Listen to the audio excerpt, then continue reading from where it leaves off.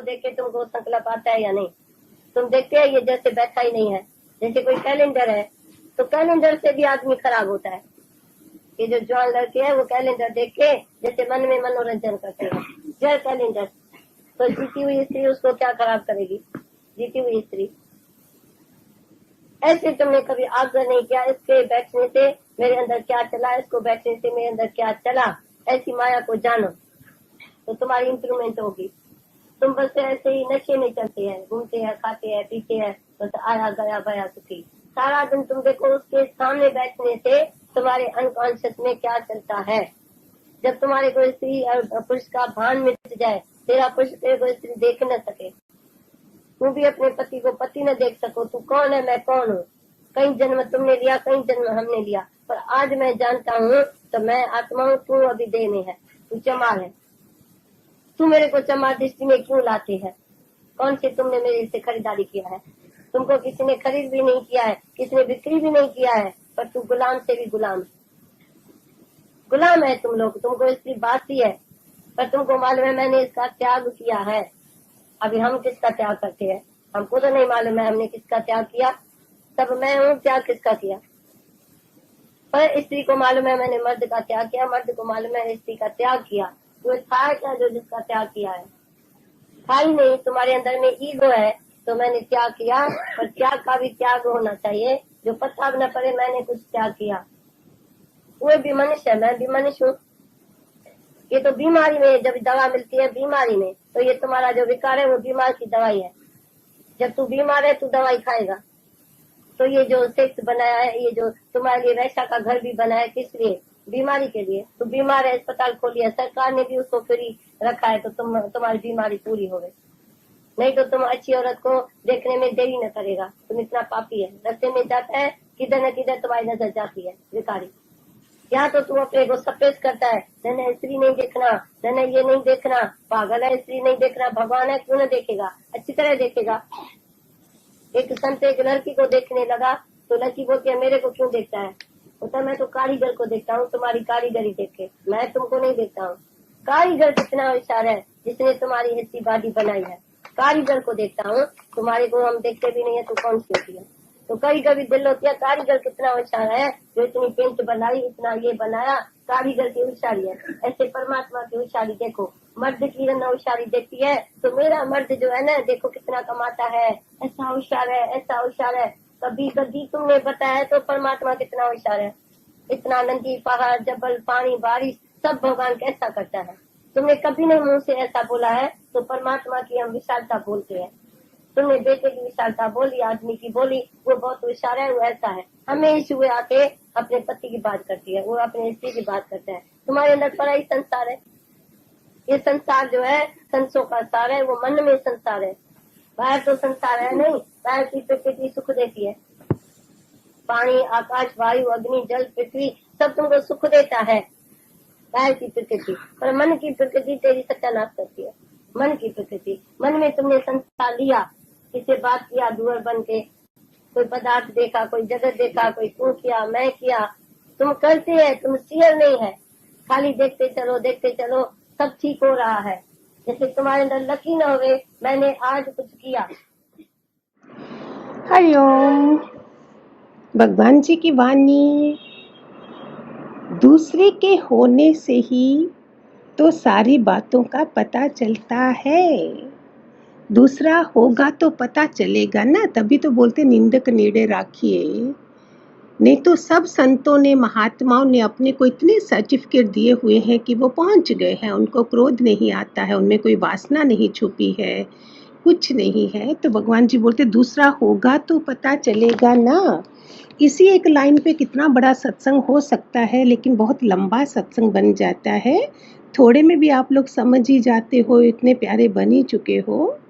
बाहरी साधनों से जवान लोग खराब होते हैं। बाहर की जितनी चमक दमक है उससे यंग वाले जो हैं उनकी वृत्तियाँ माँ बाप को कितनी टाइट रखनी है।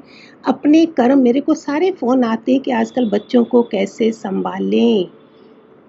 इसमें जब स्कूल में बच्चा जाता है तो 50% माँ बाप का, 50% टीचर का रोल होता है। अभी जो 50% मैंने ज्ञान से अनुभव किया है कि मेरी तपस्या, मेरी अपनी इच्छा वासना कम होंगी तो मैं बच्चों की तरफ ज़्यादा ध्यान दे सकूंगी, मेरी तपस्या होगी, मैं गुरु की एक अच्छी शिष्य होंगी तो गुरु पूरी तरह उनको संभाल भी लेंगे और संभाला भी था। मैंने बहुत बार बताया है आप सबको कि मैं कैसे बच्चों को सबको भगवान ने संभाला। हे अर्जुन, कई जन्म तूने लिए, कई मैंने लिए। तुझे तेरे जो जन्म थे वो ऑर्डिनरी थे, उसका दिव्य जन्म था कृष्ण का, उसको पता नहीं है कि ये कौन है। हमारे मन में ईगो है जो लगता है कि त्याग किया, हम बोलते त्याग किया, लेकिन सामने जैसे ही कोई आता है तो कैसे पता चलता है। इसलिए प्यारे बच्चों, जस्ट ज़ीरो हो जाओ, ज़ीरो। रोज़ मैं बोलती हूँ जितना फल पक जाता है वो गिर जाता, माना इतना निर्मल बन जाओ, इतना अंतःकरण शुद्ध करने में हमें लगना, तभी भगवान जी की कृपा बरसेगी ना। ईगो है क्या, कर क्या सकती हूँ मैं, ये भी मैं जो बोल रही हूँ ये मैं नहीं हूँ, मेरे गुरु की कृपा है, तो मैं इनकार कहाँ से करूँ। भगवान ने बीमारी इसलिए बनाई कि हम विकार कम करें, है ना। देखा ना, एक एक जना, बड़े बड़े हॉलीवुड बॉलीवुड के भी जब कैंसर होता है, कीमोथेरेपियाँ करके वो लोग अपनी फ़ोटोज़ दिखाती हैं, लेकिन अंदर से बहुत निमानी बन चुकी होती हैं बीमारियाँ, फिर वो विकार नहीं देखती हैं, चैरिटी ज़्यादा करती हैं। परमात्मा की कारीगरी देखनी चाहिए कि सारा संसार कैसे बनाया। वो भजन है, ये कौन चित्रकार है, ये कौन चित्रकार, ये कौन चित्रकार है, ये कौन चित्रकार है, ये कौन चित्रकार। किसने करी ये सारी कारीगरी, कौन है, किसने देखा है उसको आसमान बनाते हुए, समुंदर की बेहद किसी के नहीं जानी है, कौन है ये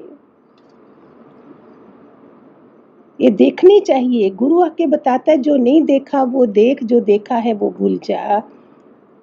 संसार संशयों का सार है, बाहर की प्रकृति सुख देती है, हमारे मन की प्रकृति, तो मन को ही तो संभालना है।